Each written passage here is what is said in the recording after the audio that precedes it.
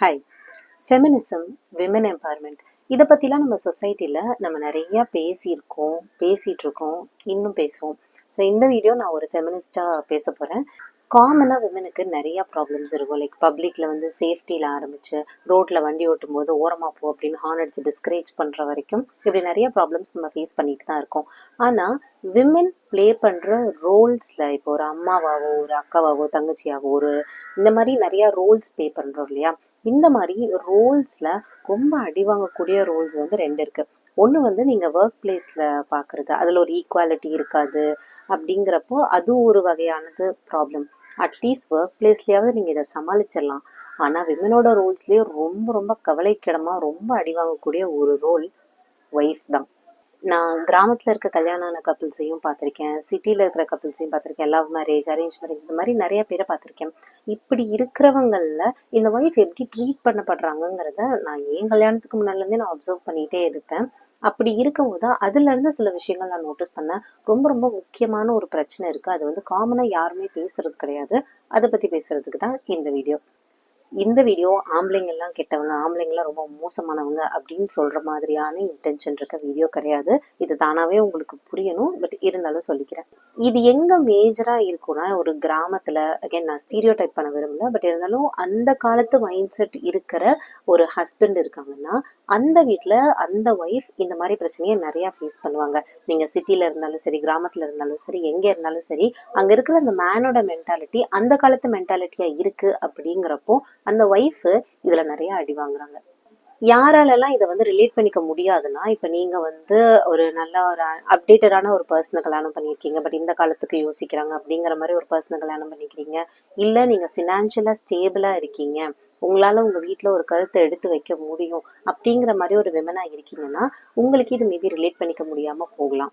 ஆனால் இங்கே ஒரு ஒய்ஃப் இருக்காங்க, என்னை விட என் ஒய்ஃப் கம்மின்னு நினைக்கிற ஒரு ஹஸ்பண்ட் இருக்காங்க அப்படின்னா அப்போ அந்த ஒய்ஃபோட மென்டாலிட்டியும் அந்த ஹஸ்பண்டோட மென்டாலிட்டியும் அது அவங்க ஒய்ஃபை எப்படி அஃபெக்ட் பண்ணுது அதை பற்றி தான் இந்த வீடியோவில் பேச போகிறோம். மேக்ஸிமம் இந்த கேட்டகரிக்குள்ளே வரவங்கெல்லாம் ஹோம் மேக்கர்ஸாக தான் இருக்கிறத நான் பார்த்துருக்கேன். அடுத்து இப்போ உங்கள் மைண்டில் எப்படி டைவர்ட் ஆகணும், ஹோம் மேக்கர்ஸை விட ஒர்க் போகிறவங்க லைஃப் தான் ரொம்ப கஷ்டம், எல்லாத்தையும் டீல் பண்ணணும் அப்படிங்கிற மாதிரி மாறும். லிசன், ஹோம் மேக்கர்ஸோட லைஃப்பும் கஷ்டம்தான், ஒர்க்கிங் விமனோட லைஃப்பும், அதாவது வெளியில் வேலைக்கு போகிற அந்த விமனோட லைஃப்பும் கஷ்டம்தான். ஹோம் மேக்கர்ஸோட லைஃப்பும் ஈஸி தான், அதே மாதிரி ஒர்க் போகிறவங்களோட லைஃப்பும் ஈஸி தான். இது எங்கே கஷ்டம் ஈஸிங்கிறது முடிவாகுதுன்னா அவங்களோட ஃபேமிலி சுச்சுவேஷன், அவங்களோட ஃபேமிலியில் அவங்களுக்கு கிடைக்கிற சப்போர்ட்டுகளை பொறுத்து ஒருத்தங்களுக்கு இது கஷ்டமா ஒருத்தங்களுக்கு இது ஈஸியாங்கிறது அமையும். ஒர்க்கிங்னாலே அது ஈஸி இல்லை கஷ்டம், இல்லை ஹோம் மேக்கர்ஸ்னாலே அது ஈஸி ஜாலி அப்படிங்கிற மாதிரி அந்த மைண்ட் செட்டை முதல்ல மாற்றுங்க. இது வந்து ஒரு பாயிண்ட்லெஸ்ஸான டிபேட்டு. வீட்டில் இருக்கிற லேடிஸ் வந்துட்டு ஒர்க் போகிறவங்கள வந்து குறை சொல்கிறது, அதே மாதிரி ஒர்க் போகிறவங்க வீட்டில் இருக்கிறவங்கள பார்த்து இது ஜாலியான லைஃப்னு சொல்கிறதும் காலகாலமாக விமனுக்கே பண்ணிக்கிற ஒரு அன்ஃபேரான ஒரு விஷயம் நான் நினைக்கிறேன். அவங்கவுங்க லைஃப் ஈஸி கஷ்டங்கிறது அவங்கவுங்க ஃபேமிலி சுச்சுவேஷன் அண்ட் அவங்களுக்கு கிடைக்கிற சப்போர்ட்டை பொறுத்து தான் இருக்குது தவிர அவங்க ஒர்க்கிங் விமனா இல்லை ஹோம் மேக்கராங்கிறத பொறுத்து கிடையாது. அதனால நமக்குள்ள அதை சண்டை போட்டுக்கிட்டு அந்த சந்தானம் சொல்ற மாதிரி நல்ல பாயிண்ட் எடுத்து கொடுத்த உங்களுக்குள்ள டைவர்ட் ஆயிட்டீங்களேடாங்கிற மாதிரி இந்த டிபேட்டை வந்து மாத்திராதீங்க. இது அப்படி கிடையாது. Back to the point. இப்போ நான் பேச போகிறது ஹோம் மேக்கர்ஸாக இருக்காங்க, அதாவது ஃபினான்ஷியலி டிபெண்ட்டாக இருக்காங்க, அவங்க ஹஸ்பண்டை எதிர்பார்த்து இருக்காங்க, அவங்க ஹஸ்பண்ட் தான் அவங்களுக்கு எல்லாம் பண்ணுறாங்க, சாப்பாடுலேருந்து வீட்டுக்கு சம்பாதிக்கிறதுலேருந்து எல்லாமே அவங்க தான் பண்ணுறாங்கன்னா அந்த மாதிரி இருக்கிற ஒய்ஃப் பற்றிலாம் தான் இப்போ பேச போகிறோம். அவங்க தான் இந்த மாதிரி இஷ்யூஸை நிறையா அண்டர்கோ பண்ணுறாங்க. சரி, இவங்களுக்கு என்னதான் பிரச்சனைன்னு கேட்டிங்கன்னா, விமன் வீட்டில் இருக்கிற விமனுக்கு வந்து இந்த ரீசெண்டாக படத்தில் வந்த மாதிரி இட்ஸ் மை சாய்ஸ் அப்படின்னு எதிர்பார்க்கறது இவங்க கிடையாது. Please understand. எல்லாமே என் இஷ்டத்துக்கு தான் நான் செய்வேன், எனக்கு பிடிச்சதை செய்யணும், நான் வெளியே போகணும் இப்படிங்கிறது அவங்களோட ஆசைகளாக மேக்ஸிமம் இருக்காது. அவங்களுக்கு அவங்க ஹஸ்பண்ட் கிட்ட இருந்து தேவைப்படுற முக்கியமான ஒரு விஷயம், ஹஸ்பண்ட் மட்டும் இல்லை அவங்க வீட்டில இருந்தே அவங்களுக்கு தேவையான ஒரு முக்கியமான விஷயம், அவங்களுக்கு கிடைக்காத ஒரு விஷயம் மரியாதை, ரெஸ்பெக்ட். நீங்கள் ஒர்க் பண்ணுறீங்க, ஃபினான்ஷியலி இண்டிபெண்ட்டாக இருக்கீங்க அப்படிங்கிறப்போ உங்கள் ஹஸ்பண்ட் கிட்ட உங்களால் ஒரு பிரச்சனைகளை வாய்ஸ் அவுட் பண்ண முடியும். எனக்கு இது இப்படி இருக்குது, எனக்கு இது வேணும், நீங்கள் ஏன் இப்படி பேசுகிறீங்க அப்படின்னு கேட்க முடியும். ஆனால் இந்த மாதிரி இருக்கிற ஒய்ஃபுகளால் அவங்க ஹஸ்பண்ட் கிட்ட எதிர்த்து கேள்வி கேட்க முடியாது. ஏன்னா ஹஸ்பண்ட் இவங்களுக்கு ப்ரொவைட் பண்ணுறாங்க, ஹஸ்பண்ட் இவங்களுக்கான சாப்பாடு ட்ரெஸ்லேருந்து வீட்டுக்கு தேவையானது எல்லாமே பார்த்துக்கிறாங்கங்கிறப்போ இவங்களுக்கான சொந்தமாக ஒரு குறை இல்லாமையே போயிடுது. இவங்க அப்படியே அமைதியாகவே ஆயிடுறாங்க. சிலர் சொல்லலாம், நான் ஹோம் மேக்கராக தான் இருக்கேன், என் ஹஸ்பண்ட் என்னை நல்லா பார்த்துக்கிறாரு, நான் ஹாப்பியாக தான் இருக்கேன் அப்படின்னு சொல்லலாம். அப்படி இருந்தால் வெல் அண்ட் குட், ரொம்ப சந்தோஷம், நல்லா இருங்க, I am happy for you. ஆனால் இதை இப்படி சொல்ல முடியாத பெண்கள் நிறைய பேர் இருக்காங்கல்ல. இந்த வீடியோ யாருக்குன்னு மறுபடியும் சொல்கிறேன். ஹஸ்பண்ட் சம்பாதிக்கிறாரு, வீட்டுக்கு தேவையானது எல்லாமே அவர் பார்த்துக்கிறாரு. நான் வீட்டில இருந்து எல்லா வேலையும் பார்த்துக்கிறேன், குழந்தைங்கள பார்த்துக்கிறேன், வீட்டில் இருக்கேன். ஆனால் எனக்குன்னு ஒரு மரியாதை இல்லை, எனக்குன்னு ஒரு குரல் இல்லை, என்னை யாரும் மதிக்கிறது இல்லை அப்படின்னு நினைக்கிறவங்களுக்கான வீடியோ தான் இது. நீங்கள் அது கிராமத்தில் இருந்தாலும் சரி, சிட்டியில் இருந்தாலும் சரி, லண்டனில் இருந்தாலும் சரி. ஆனால் யாருக்கு வீடியோங்கிறதே இவ்வளோ நேரம் பேசிகிட்டு இருக்கேன். Okay fine. ஃபஸ்ட்டு விஷயம், இன்விசிபிலிட்டி. அதுதான் இந்த ரெஸ்பெக்ட் இல்லாமல் போகிறதுக்கான முக்கியமான காரணமாக மாறுது. இப்போது 36 வயது நிலை படம் இருக்கு இல்லையா, இந்த படத்தை ஏன் எக்ஸாம்பிளாக எடுக்கிறேன்னா, இப்போ இந்த படம் பார்த்ததுலேருந்து எனக்கு தோணிட்டு இருந்த விஷயம் இது மட்டும்தான். இந்த படம் காய்கறி வளர்க்குறத பற்றியோ, இல்லை மேரத்தான் ஓட்டுறதை பற்றியோ, இல்லை பிரசிடெண்ட்டை போய் மீட் பண்ணுற அளவுக்கு வளர்றதை பற்றியோ கிடையாது. அட்லீஸ்ட் என்னோட பாயிண்ட் ஆஃப் வியூவில் இந்த படம் ஃபுல் அண்ட் ஃபுல் அந்த ஒய்ஃபை பேஸ் பண்ணியே தான் இருக்கும்.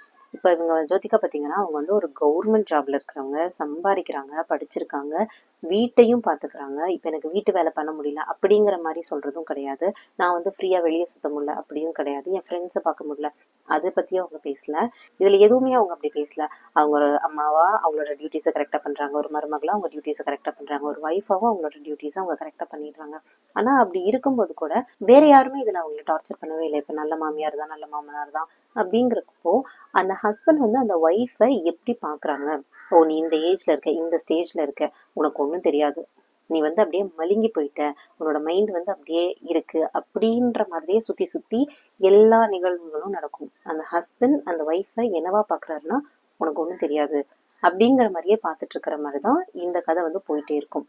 இத்தனைக்கும் அவர் டார்ச்சர் பண்ணுற ஹஸ்பண்ட் கூட கிடையாது, மதிக்காத ஹஸ்பண்ட். உனக்கு ஒன்றும் தெரியாது, நீ எதையும் சரியாக செய்ய மாட்டேன்னு அவர் சொல்லி சொல்லி சொல்லி சொல்லி ஃபைனலாக ஜோதிகா எந்த இடத்துல ஹாப்பி ஆகிட்டேன் அப்படின்னு சொல்லுவாங்கன்னா, அந்த லாஸ்ட் கிளைமேக்ஸில் வந்து பிரசிடென்ட்டோட சாப்பிடும்போது உங்களோட ப்ரௌட் மூமெண்ட் எதுன்னு அவர் கேட்பார்ல, அப்போ வந்து அவங்க சொல்லுவாங்க திஸ் மூமெண்ட் அப்படின்னு. அப்போ என்ன நடக்கும்னா, அவங்க ஹஸ்பண்ட் வந்து அவங்க கையை வந்து அப்படி ஸ்குவீஸ் பண்ணுவார். அதாவது நான் வந்து நீ பெரிய ஆள் அப்படின்னு நான் உன்னை ஒத்துக்கிறேன், சம்வாட் லைக் அவர் வந்து அதை வந்து அக்னாலேஜ் பண்ணுறாரு.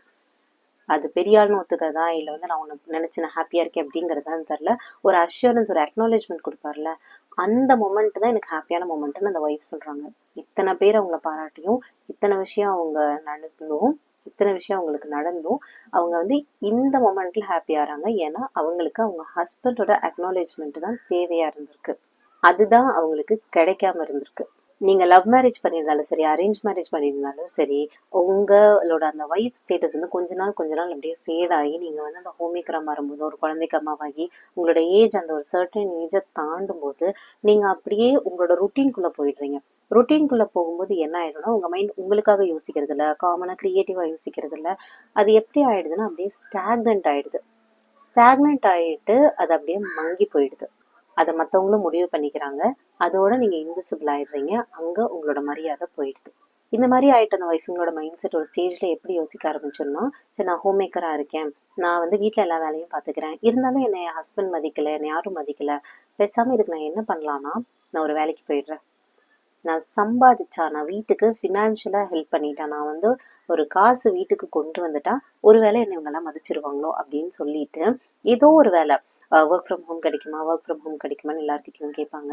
இல்லை ஏதோ ஒரு சிம்பிளான வேலை, 5 மணிக்குள்ள முடிகிற வேலை, 10 மணிக்கு மேலே வேலை, இந்த மாதிரி கேட்டு ஏதோ வகையில் நான் ஏதோ ஒரு அமௌண்ட் நான் வந்து கொண்டு வந்துட்டேன்னா என்னை வந்து அவங்க ஸ்மார்ட்டுன்னு ஒத்துக்குவாங்க. பரவாயில்ல, என்னால் இவங்களுக்கு ஒரு ஆதாயம் இருக்குது அப்படின்னு ஒத்துக்குவாங்க, என்னால் இந்த விஷயம் முடியும்னு ஒத்துக்குவாங்க.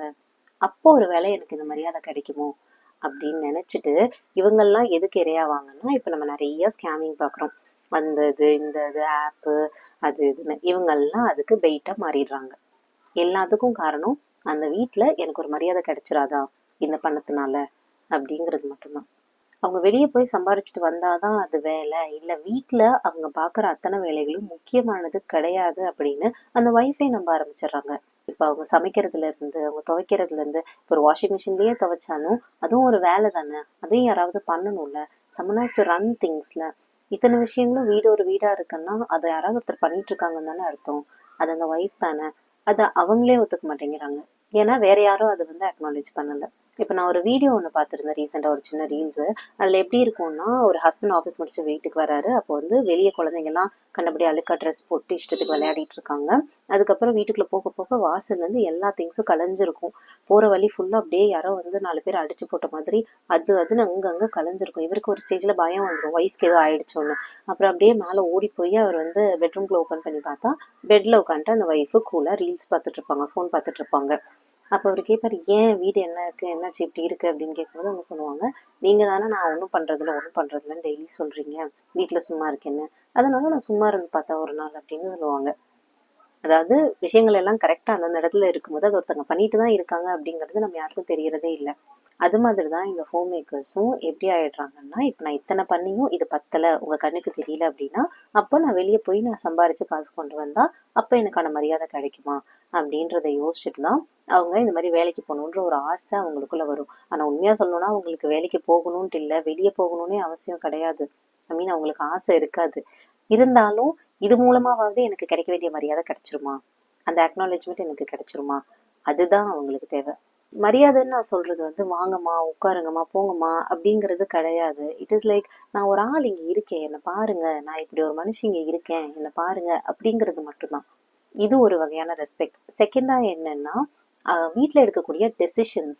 வீட்டில் முக்கியமாக ஏதாவது ஒரு முடிவு எடுக்கிறாங்க. இப்போ ஒரு குழந்தைய எந்த ஸ்கூலில் சேர்க்கறதுல இருந்து, இல்லை இந்த இடத்துக்கு நம்ம வந்து டூர் போகலாம் அப்படிங்கிறதுல இருந்து, இந்த மாதிரி முடிவுகள், அது ஒரு சின்ன முடிவாக இருக்கலாம், இல்லை பெரிய முடிவாக இருக்கலாம். இந்த மாதிரி முடிவுகளை கூட அந்த ஹஸ்பண்ட் தான் எடுப்பாங்க, ஒய்ஃப் கிட்ட டிஸ்கஸே பண்ணாம.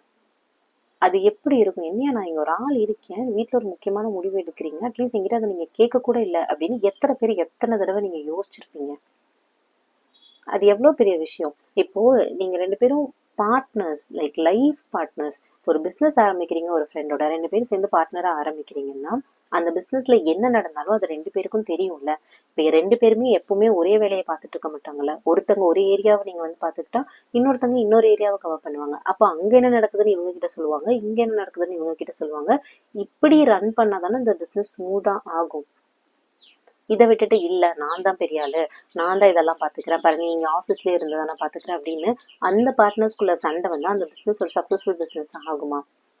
அதை யாராவது பண்ணுவோமா? ஃபர்ஸ்ட் பார்ட்னர்ஸ்னா 2 பேரையும் ஈக்குவலாக தானே நம்மளே ட்ரீட் பண்ணுவோம். அங்கே வேற முடிவுகள் எடுத்தாலும் அது இவங்க கிட்ட வந்து அப்டேட் பண்ணுவோம்ல அட்லீஸ்ட். அப்போ ஒரு பிஸ்னஸ் பார்ட்னருக்கே அப்படின்னா லைஃப் பார்ட்னருங்க. லைஃப்ல எல்லா டெசிஷன்ஸும், லைஃப்ல நீங்க பண்ற விஷயங்கள், உங்க 2 பேர் சம்மந்தப்பட்ட விஷயங்கள், உங்க ஃபேமிலி சம்மந்தப்பட்ட விஷயங்கள் எல்லாம் கண்டிப்பா நீங்க ஷேர் பண்ணி தானே ஆகணும். அதுக்கான டெசிஷன்ஸை 2 பேரும் எடுத்து தானே ஆகணும். அதுல எப்படி ஒருத்தங்க மட்டும் ஒரு முடிவு எடுத்து நீ ஜஸ்ட் என்னை ஃபாலோ பண்ணிட்டு வா அப்படின்னு சொல்றது கரெக்ட் ஆகும்? அவங்களுக்கு அறிவு இருக்கோ இல்லையோ, படிச்சிருக்காங்களோ படிக்கலையோ, சம்பாதிக்கிறாங்களோ இல்லையோ, you both are life partners. நீங்கள் லவ் மேரேஜ் பண்ணுங்க, அரேஞ்ச் மேரேஜ் பண்ணுங்க, இல்லை அரேஞ்ச் மேரேஜ் தான் என் ஒய்ஃப் மேலெல்லாம் எனக்கு பெருசாக லவ் எல்லாம் இல்லை, தேவையில்லை. 2 பேரும் மியூச்சுவலாக எக்ஸிஸ்ட் ஆகுறதுக்கு, கோ எக்ஸிஸ்ட் ஆகுறதுக்கு லவ் இருக்கணுங்கிற அவசியம் கிடையாது. 2 பேருக்கும் மியூச்சுவலான ரெஸ்பெக்ட் இருந்தாலே போதும். கேட்டா உனக்கு ஒன்றும் தெரியாது, இதெல்லாம் உனக்கு புரியாதுன்னு சொல்லி சொல்லி சொல்லி சொல்லி அவங்கள அப்படியே இருக்க வச்சுருது. புரியாம போட்டும், தெரியாம போட்டும், பட் சொல்லலாம்ல, அதுல என்ன இருக்கு? இது இப்படிதான் இருக்கு, இந்த முடிவு இப்படி இருக்குப்பா, அதனால நான் இப்படி எடுத்திருக்கேங்கிறத சொல்றதுல என்ன பிரச்சனை?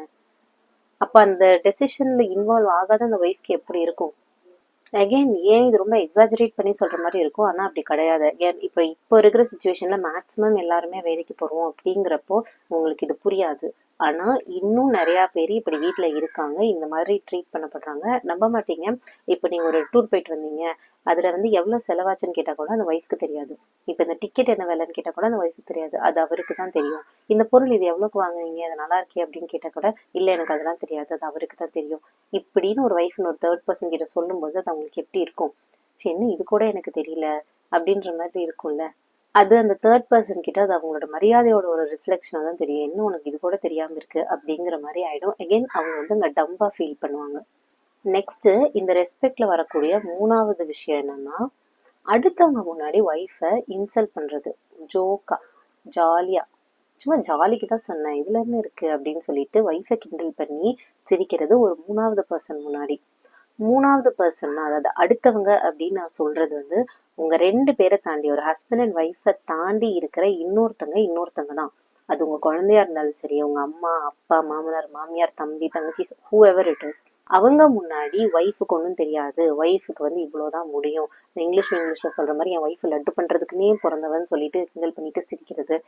இந்த மாதிரி அவங்கள ஸ்டீரியோ டைப் பண்ணிட்டு அவங்களுக்கு வந்து ஒன்றும் தெரியாதுன்னு இன்னொருத்தவங்க முன்னாடி நீங்கள் சொல்லும்போது அந்த கேட்குறவங்களுக்கு அது எப்படி இருக்கும்? அந்த இன்னொரு பர்சன் உங்கள் ஒய்ஃபை எப்படி பார்ப்பாங்க? நீங்க சொல்லி அந்த சிரிக்கிற அந்த ஜோக்குக்கு நீங்க சிரிப்பீங்க, உங்கள சுத்தி இருக்க எல்லாரும் சிரிப்பாங்க, உங்க ஒய்ஃபும் சிரிப்பாங்க. ஆனா அந்த சிரிப்புக்கு பின்னாடி எவ்ளோ ஹர்ட் இருக்கும். நீங்க சொல்ற அந்த ஜோக்குக்கு நீங்க ஜாலியா கிண்டல் பண்றதுக்கு நீங்க சிரிப்பீங்க, உங்கள சுத்தி இருக்க எல்லாரும் சிரிப்பாங்க, உங்க ஒய்ஃபே சிரிப்பாங்க. ஆனா அந்த சிரிப்புக்கு பின்னாடி எவ்ளோ ஹர்ட் இருக்கும். So don't ever do that. இந்த ரெஸ்பெக்ட்டுங்கிற ஒரு விஷயத்துல இந்த 3 விஷயமுமே வரும். இப்போ ரீசெண்டாக நிறைய படங்கள்ல பசங்களுக்கும் இருக்கிற ப்ரெஷரை பத்தி பேசுறோம். லைக் நான் வந்து வேலைக்கு போனதான் என்ன ஒரு ஆளாவே மதிக்கிறீங்க, காசு சம்பாரிச்சிட்டு இருந்தாதான் என்னை வந்து நீங்க மதிக்கிறீங்க, பசங்களுக்கும் அந்த ப்ரெஷர் இருக்கு அப்படிங்கிற மாதிரி இப்போ ரீசெண்டாக படத்துல எல்லாம் பார்த்துட்டு இருக்கோம். Just understand one thing. நீங்க வேலைக்கு போக ஆரம்பிச்சிட்டீங்கன்னா, சம்பாதிக்க ஆரம்பிச்சிட்டீங்கன்னா, நீங்க அப்படி பண்றீங்க அப்படிங்கிறத உங்க வீட்டுல எல்லாரும் ஒத்துக்கிறாங்க, சொல்றாங்க. என் பையன் கஷ்டப்படுறான், வேலைக்கு போயிட்டு வரான், வேலைக்கு போயிட்டு வந்துட்டேப்பா, சம்பாதிச்சிட்டேப்பா, சரி உட்காருப்பா, ரெஸ்ட் எடுப்பா, இப்படிங்கிற மாதிரி ஏதாவது ஒண்ணு வந்து உங்களுக்கு நடக்குது. இதே உங்க ஒய்ஃப் டெய்லி காலையில சமைக்கிறாங்க, துவைக்கிறாங்க, வீட்டுல இருக்கிற வேலைகள்லாம் பாக்குறாங்க அப்படிங்கிறப்போ அது ஒரு வேலையாவே மதிக்கப்படலையே அப்படிங்கிறது தான் என்னோட கேள்வி. இப்ப பசங்களுக்கு வேலைக்கு போகணும் போகலைங்கிற சுதந்திரம் வேணும் அப்படிங்கிறது வேற ஒரு டிபேட். இங்க நான் சொல்றது காலமா நான் பார்த்துட்டு இருக்க வேலை ஒரு வேலையே கிடையாதுன்னு நீங்க சொல்றீங்க அப்படின்னா அது எப்படி ஃபேர் ஆகும்? ஏன் விமன் எம்பவர்மெண்ட் பத்தி யாருமே பேசல, ஒரு ஹவுஸ் ஒய்ஃப் பத்தி யாருமே பேசலையா அப்படின்னா இருக்கு.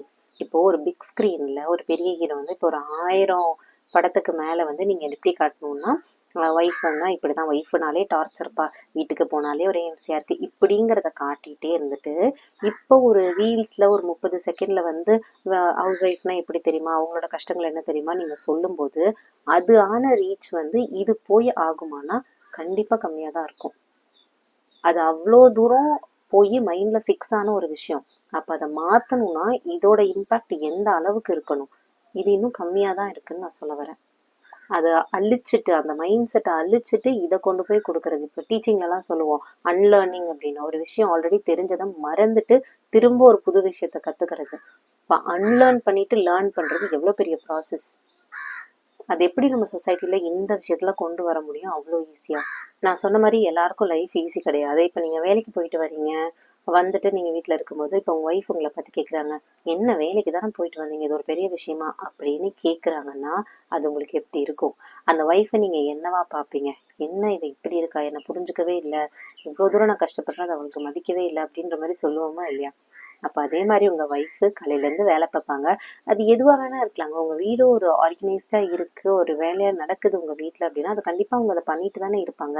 அது ஒரு மணி நேர வேலையா இருந்தாலும் சரி, 2 மணி நேர வேலையா இருந்தாலும் சரி, காலையில கொஞ்சமா சமைச்சாலும் சரி, வாஷிங் மிஷின்ல துணியை துவைச்சாலும் சரி, அதுவும் ஒரு வேலை தானே. அதுக்கு பின்னாடி பிளானிங்ஸ் இருக்கும், அதுக்கு கடைக்கு போகணும், அதுல வந்து சில வேலைகள் இருக்கும். ஒரு வீட்டு வேலையில என்னென்ன இருக்குங்கிறது இப்ப நான் லிஸ்ட் போட்டு தான் சொல்லணுங்கிற அவசியம் இல்லை. அது நார்மலாவே எல்லாருக்கும் தெரியும், தெரிஞ்சிருக்கணும்.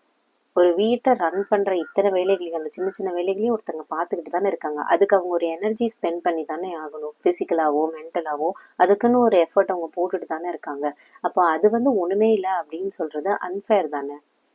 இந்த வேர்ட்ஸ்லாம் ஹஸ்பண்ட் கிட்ட இருந்து வரும்போதே தாங்க முடியாது, இதுல எக்ஸ்ட்ரீமும் மாமனார் மாமியார்ட்ட இருந்து வேற சில பெண்களுக்கு வரும். அது இன்னும் ரொம்ப மோசம். அந்த ஒய்ஃப் டோட்டலா உடஞ்சு போயிடுவாங்க. சரி, இத்தனை பிரச்சனை அவங்களுக்கு இருக்கு, இதை வாய்ஸ் அவுட் பண்றதுல அவங்களுக்கு என்ன பிரச்சனை அப்படின்னா பிரச்சனை ஆயிடுங்கிறது தான் பிரச்சனையே. இப்போ எப்படி அவங்க மைண்ட் செட் இருக்குன்னா, என்னை மதிக்கவே இல்லைன்னா கூட பரவாயில்ல, இப்போ என் லைஃப் வந்து ஒரு மாதிரி ஒரு ஸ்டேபிளா போயிட்டு இருக்கு, நான் என் வேலைகளை பார்க்குறேன், அவங்க அவங்க வேலைகளை பார்க்குறாங்க, இப்படியே போயிட்டு இருக்கு. இதுல என்னோட பிரச்சனைகளெல்லாம் சொல்லி என்னை மதிங்க, எனக்கு மரியாதை கொடுங்க அப்படிங்கிறதெல்லாம் அவன் பேச ஆரம்பிச்சா அந்த ஹஸ்பண்ட் இவங்களை எப்படி ட்ரீட் பண்ணுவாங்கன்னு நீங்க நினைக்கிறீங்க? எப்படி போகும்னா, சண்டை போட்டு அடிச்சுக்கிட்டா கூட பரவாயில்ல, ஆனா இங்கதான் அந்த எமோஷனல் அபியூஸுங்கிறது சைலண்டா சாஃப்டா ஆரம்பிக்கும். கூடவே இருப்பாங்க, பேச மாட்டாங்க, என்ன பிரச்சனைன்னு கேட்டாலும் சொல்ல மாட்டாங்க. அது வந்து அவ்வளோ ஒரு டார்ச்சரா இருக்கும். இதுக்கு பயந்துட்டே இந்த பொண்ணுங்கெல்லாம் எதுவுமே சொல்றது கிடையாது. ஒர்க்கிங் விமனுக்கு அட்லீஸ்ட் 1% ஒரு ரிலீஃபாவது கிடைக்கும் கொஞ்ச நேரம். அதாவது இந்த வீட்டோட டிராமாவெல்லாம் மறந்துட்டு, இந்த ஹஸ்பண்ட் ஒய்ஃப் டிராமாவெல்லாம் மறந்துட்டு வேற ஒரு விஷயத்துல உங்க மைண்டா உங்களால போட முடியும், அட்லீஸ்ட் ஒரு கொஞ்ச நேரத்துக்கு. அதுல ஒர்க் பிளேஸ்ல இருக்கிற ப்ராப்ளம்ஸ் அது வந்து வேற. அட்லீஸ்ட் இந்த ஃபேமிலி டிராமால இருந்து ஒரு எஸ்கேப் கிடைக்கும் கொஞ்ச நேரம். ஆனா இந்த ஹோம் மேக்கர்ஸ்க்கு, இந்த ஒய்ஃபுங்களுக்கு அதுக்கு வாய்ப்பே கிடையாது. அவங்க நாள் ஃபுல்லாக அவங்க வேலைகள் பார்த்துட்டு இருக்கும்போதோ வீட்டு வேலைகள் பார்த்துட்டு இருக்கும்போதும் அந்த மைண்டில் வந்து அதெல்லாம் ஓடிட்டே இருக்கும். இவர் ஏன் இப்படி சொன்னார், இவர் ஏன் இப்படி நடத்தினாரு இப்படிங்கிற மாதிரி அது ஓடிட்டே இருக்கும்போது அவங்களுக்கு அதுலேருந்து கொஞ்சம் கூட எஸ்கேப்பே கிடையாது. அந்த ஸ்ட்ரெஸ்லேருந்து வெளியே வர்றதுக்கு இவங்க சில விஷயங்கள்லாம் பண்ணுவாங்க. அதில் ஒரு டைப் வந்து ஃபோன் பேசுறது. யாருக்காவது சொந்தக்காரங்களில் ஃபோன் பண்ணி, அது ஒரு சித்தி அத்தை யாரா வேணா இருக்கலாம், யாருக்காவது ஃபோன் பண்ணிட்டு அவங்க வந்து பேசிகிட்டே இருப்பாங்க. நம்ம குடும்பத்தில் இருக்க காசிப் எல்லாம் பேசுவாங்க. சரி அவங்கள பற்றி என்னாச்சு, இவங்களுக்கு என்னாச்சு, அவங்களுக்கு என்னாச்சுன்னு. இது மூலமாக என்ன ஆகும்னா கொஞ்ச நேரம் என்னோட ஃபேமிலியிலேருந்து என்னோட ஹஸ்பண்ட் கிட்ட இருந்து என் மைண்டை நான் டைவர்ட் பண்ணுறேன். நான் வந்து வேற ஏதாவது ஒன்று பற்றி பேசணும், வேற ஏதாவது பேசு, வேற ஏதாவது பேசுன்னு சொல்லிட்டு இப்படியே அவங்களோட அந்த ஸ்ட்ரெஸ்ஸை வந்து இப்படி டைவர்ட் பண்ணிக்குவாங்க அந்த பிரச்சனைகள்ல இருந்து அவங்கள. இது ஒரு டைப். இன்னொரு டைப் என்ன பண்ணுவாங்கன்னா, இந்த வாட்ஸ்அப்ல ஸ்டேட்டஸ் வைக்கிறது. இப்போ எனக்கு ரொம்ப மனசு கஷ்டமா இருக்கு, சரி போய் ஒரு ஸ்டேட்டஸ் வச்சு விடுவோம் அப்படிங்கிறது. இதுலயும் ஒரு பிரச்சனை என்னன்னா, அவங்க வந்து காமனாக ஏதாவது ஒரு பாட்டோ அந்த மாதிரி தான் வைக்க முடியுமே தவிர, அவங்களோட ஆக்சுவல் பிரச்சனை யாராவது ரீல்ஸாக போட்டாங்கன்னா அதை வைக்க கூட பயந்துட்டு இருக்கிற ஒய்ஃபு இன்னும் இருக்க தான் செய்கிறாங்க. ஏன்னா இப்போ சப்போஸ் அந்த ஹஸ்பண்ட் அதை பார்த்துட்டு இதை பார்த்து என்ன நினச்சிதான் நீ வச்சிருக்கியான்னு திரும்ப வந்து அதே மாதிரி பிரச்சனைகள் ஆரம்பிக்கும். இல்லைன்னா அதை விட மோசம் என்னன்னா, ஹஸ்பண்ட் பார்க்கலன்னா கூட பரவாயில்ல, அவங்க சொந்தக்காரங்களை யாராவது பார்த்துட்டு போயிட்டு அந்த ஹஸ்பண்ட் கிட்ட கேட்பாங்க, என்னப்பா உன் ஒய்ஃப் இந்த மாதிரி வச்சிருந்ததுன்னு. சொல்லி முடிஞ்சு. இதுக்கு பயந்துட்டே அவங்களோட ஆக்சுவல் ப்ராப்ளம்ஸை இந்த ஒய்ஃப் எல்லாம் பேசுறதே கிடையாது. அதோட ஸ்டேட்டஸ் வச்ச மூலமா ஒரு ரீல்ஸ் வச்சா கூட அவங்க அது மூலமா கூட சொல்றதுக்கு பயந்துட்டு அதுக்கு சம்மந்தப்படாத வேற ஏதாவது ஜென்ரலான விஷயங்களை தான் அவங்க ஸ்டேட்டஸ் வைப்பாங்க. நீங்க நல்லா அப்சர்வ் பண்ணீங்கன்னா கண்டிப்பா தெரியும். ஆனா இதுல இன்னொரு காமெடி என்னன்னா, இந்த ஹஸ்பண்ட்ஸ் இருக்காங்கல்ல, இந்த மைண்ட் செட்ல இருக்க ஹஸ்பண்ட்ஸ் எல்லாம் அவங்க எல்லாம் நல்லா ஒய்ஃபை கிண்டல் பண்ற மாதிரி ரீல்ஸ் எல்லாம் தாராளமா வைப்பாங்க. ஒய்ஃபை குத்தி காட்டுற மாதிரி, என் ஒய்ஃப்க்கு இவனுக்கு இவ்வளோ செலவு வைக்கிறா, இந்த மாதிரிலாம் நிறைய வைப்பாங்க. அவங்களுக்கு பிரச்சனை இல்லை, ஒய்ஃபுக்கு அது ஹர்ட் ஆனாலும் பிரச்சனை இல்லை, அவள் என்ன கோச்சுக்குவா போறா, அப்படி கோச்சிட்டு அவளால என்ன பண்ணிட முடியும் அப்படிங்கிற மாதிரி. அடுத்து இந்த ஹஸ்பண்ட்ஸோட சைலண்ட் ட்ரீட்மெண்ட்டை விட கொடுமையானது வந்து இந்த குத்தி காட்டி பேசுறது. இப்படி போகும்போது அப்படி போகும்போது, இல்லை சாப்பிடாம இருக்கிறது, சாப்பிடும்போது ஏதாவது ஒன்று சொல்றது, எப்பவோ நடந்த விஷயத்த கூட அப்புறமா ஞாபகம் வச்சு பேசுறது. பொதுவாக இதை வந்து விமனுக்கு தான் சொல்லுவாங்க, பல வருஷத்துக்கு முன்னாடி கூட இப்போ நீ வந்து ஞாபகம் வச்சுட்டு இருக்கேன்னு. ஆனால் ட்ரஸ்ட் மீ, இந்த மாதிரி ஹஸ்பண்ட்ஸ் கண்டிப்பா அந்த பாயிண்ட்ஸ் எல்லாம் ஞாபகம் வச்சிருப்பாங்க. கண்டிப்பா அந்த டைம் வரும்போது குத்தி காட்டி பேசுவாங்க. இதுக்கு பயந்துட்டே அவங்கள வந்து நம்ம எதுவும் அஃபெண்ட் பண்ணிடக்கூடாதுன்னு சொல்லிட்டு நிறைய விமன் சண்டை போடுறதையும் ஸ்டாப் பண்ணிடுறாங்க. அவங்க பிரச்சனைகளையும் அவங்க ஓப்பனா சொல்லாம ஸ்ட்ரெஸ்ஸை உள்ள வச்சுக்கிறாங்க. ஆனா அவங்களுக்கு இருக்கிற ஒரு ரிலீஃப் வந்து இந்த மாதிரி ஃபோன் பேசியோ இல்லை வேற விஷயங்கள்ல வந்து காசிப் பேசியோ அவங்க வந்து அதை வந்து கொஞ்சம் குறைச்சிக்கிறாங்க. இல்லைன்னா இப்போ இந்த ரீசெண்ட் டைம்ஸ்ல சொல்றாங்க இல்லையா, மென் வந்து ரொம்ப ஸ்ட்ரெஸ்டா இருக்காங்க, வீட்டில் வந்து தனிமையில இருந்து செத்து போயிடுறாங்க, இப்படிலாம் வந்துட்டு நிறையா இப்போ ரீசெண்டாக ஆரம்பிச்சிருக்காங்க ஸ்டடிலாம். அப்படி இருக்கும்போது விமனுக்கு வந்து பல காலமா இது இருக்கு. ஆனா அவங்க வந்து அதை கோப் பண்ணிக்கிறாங்க இந்த காசிப் மூலமாலாம். சரி, இதுக்கான சொல்யூஷனா நான் என்ன நினைக்கிறேன்னா, இப்போ இதை வந்து அந்த ஹஸ்பண்ட்ஸ் எல்லாம் இதை பார்த்துட்டு இருக்கீங்கன்னா, எனக்கு தெரியல நீங்க மாறிடுவீங்களான்னு. ஏன்னா இத்தனை வருஷமா இத்தனை படங்கள்ல சில பேர் சொல்லியிருக்காங்க, நீங்க நானெல்லாம் இத்தனை பேசியும் நீங்க மாறல அப்படின்னா, இப்ப நான் சொல்லிதான் மாறிடுவீங்களான்னு எனக்கு தெரியாது. அதனால அது உங்க கையில தான் இருக்கு. மாறுனீங்கன்னா ரொம்ப சந்தோஷம் உங்க ஒய்ஃபுக்கு. இப்ப இந்த ஒய்ஃப் எல்லாம் இருக்கீங்கல்ல, உங்களால என்ன பண்ண முடியும்னா, உங்களுக்கு உங்களால ஒன்றும் பண்ணிக்க முடியாது. ஏன்னா அது உங்களை சுத்தி இருக்கிறவங்க தான் மாறணும். ஆனா அடுத்த ஜென்ரேஷனுக்கு நீங்க கண்டிப்பா ஒரு பெரிய சேஞ்சை கொண்டு வர முடியும். அது எப்படின்னா, உங்க பசங்க, உங்க குழந்தைங்க இருக்காங்க இல்லையா, அவங்கள நீங்க எப்படி வளர்க்குறீங்கிறதுல இருக்கு.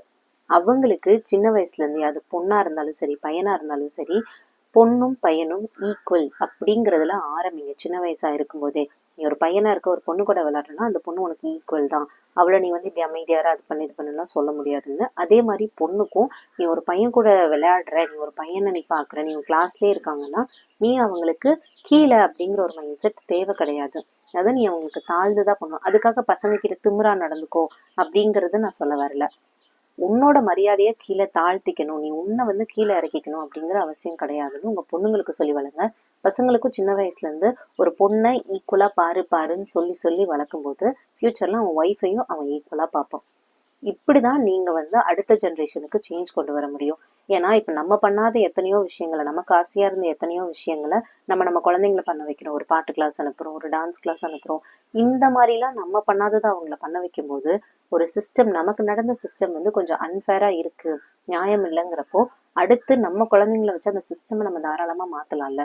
அதனால உங்க குழந்தைங்கள ப்ராப்பரா எஜுகேட் பண்ணுங்க. இதுக்கு நீங்க படிச்சிருக்கணுங்கிற அவசியம் இல்லை, இதுக்கு நீங்க சம்பாதிக்கணுங்கிறது அவசியம் இல்லை. உங்க குழந்தைங்கள உங்களுக்கு சரியா வளர்க்குறதுக்கு இந்த மாதிரி விஷயங்களை கரெக்டாக எஜுகேட் பண்ணுங்க போதும்.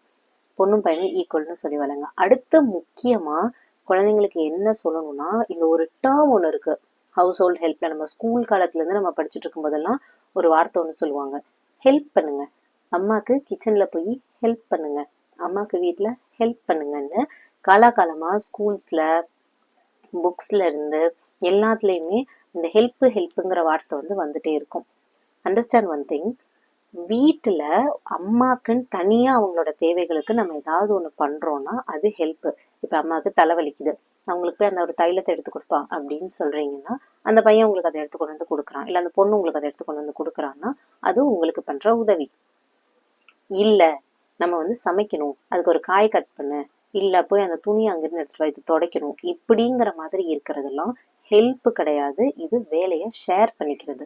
ஸோ இனிமேல் ஸ்கூல் டீச்சர்ஸாக இருந்தாலும் சரி, அம்மாவாக இருந்தாலும் சரி, வாங்க அம்மாவுக்கு ஹெல்ப் பண்ணுங்க, இல்லை போங்க அங்கே போய் ஹெல்ப் பண்ணுங்க அப்படின்னு சொல்கிறத நிறுத்திட்டு வேலையை ஷேர் பண்ணிக்கோங்க. போய் அம்மா கூட அந்த வேலையை ஷேர் பண்ணிக்கோ, வாங்க நான் ஷேர் பண்ணிக்கிறேன் அப்படின்னு சொல்லுங்க. இப்போ இதில் இன்னொரு பாயிண்ட் வரலாம், நான் திரும்ப திரும்ப அம்மாவுக்கு ஹெல்ப் பண்ணு இப்படின்னு சொல்லிட்டே இருக்கும்போது ஏன் அப்பாலாம் இப்போ வேலை பார்க்குறது இல்லையான்னு சொல்லாதீங்க. அகெயின் இந்த வீடியோ ஃபுல்லாக என் மைண்டில் இருக்கிறது நான் சொன்ன அந்த டைப் ஆஃப் ஹவுஸ் ஒய்ஃப்ஸ் மட்டும்தான். அவங்களுக்காக தான் நான் இது ஃபுல்லாக பேசிகிட்டு இருக்கேன். அதனால என்னோட வேர்டிங்ஸில் நான் ஹஸ்பண்ட் வேலை பார்க்க மாட்டாங்க அப்படிங்கிறது மாதிரி நான் இன்சிஸ்ட் பண்ண விரும்பல. நான் சொன்ன மாதிரி அந்த மென்டாலிட்டியில் இருக்க ஹஸ்பண்ட்ஸ் வேறு, இங்கே நான் அவங்கள பற்றியே நான் பேசல. இப்போது இங்கே இந்த மாதிரி இந்த ஹெல்ப்புங்கிற வார்த்தையை மாற்றிட்டு ஷேர் பண்ணிக்கோங்க வேலையை. பொதுவான வேலைகளை நீங்கள் ஹெல்ப் பண்ண முடியாது, ஷேர் தான் பண்ணிக்க முடியும்.